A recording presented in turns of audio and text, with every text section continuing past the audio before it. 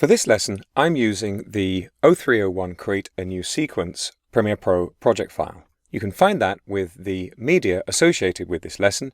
Just double-click on the Premiere Pro project file itself to open it in Premiere Pro.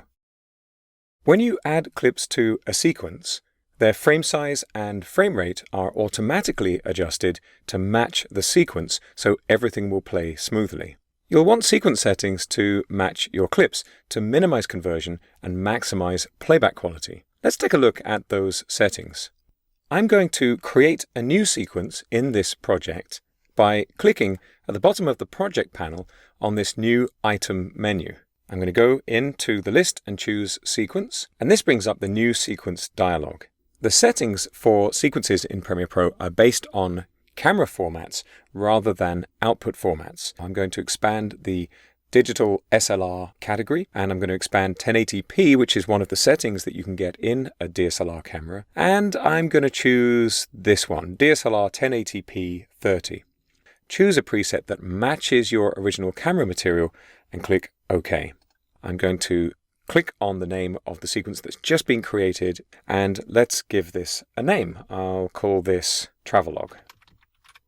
Just as a little footnote to this, you'll notice in the project panel that if you have text selected and you press the carriage return key, which is the enter key to the right of the letters on your keyboard, Premiere Pro tends to jump down the list selecting the next option.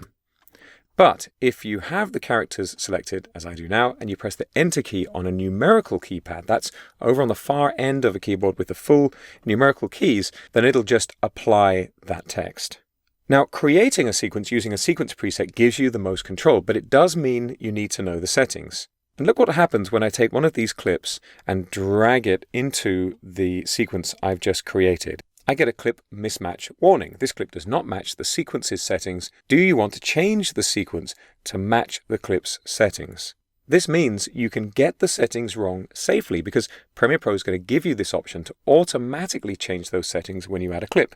So let's do that. Let's change sequence settings. That clip is now in the timeline ready for us to work on, but it's pretty short, and that's because we're zoomed out quite a long way in the timeline panel.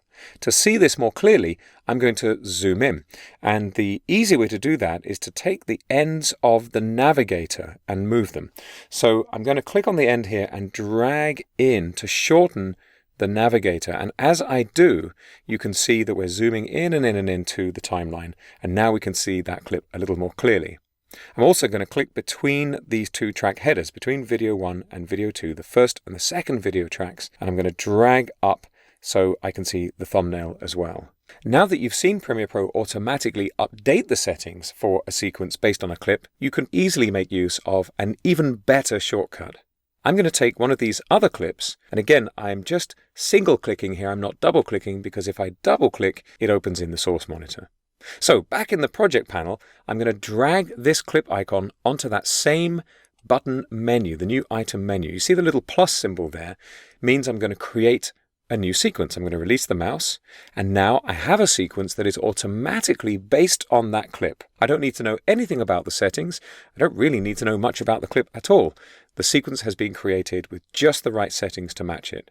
And you can see the name of the sequence matches the clip too, People Shelter from the Rain, but you can see the icon is different. That icon is for a sequence.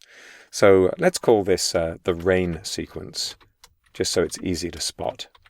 And I'm pressing that enter key at the end of my keyboard. Not only can you drag one clip onto the new item menu, you can actually drag multiple clips. I'm going to select the first item on the list here.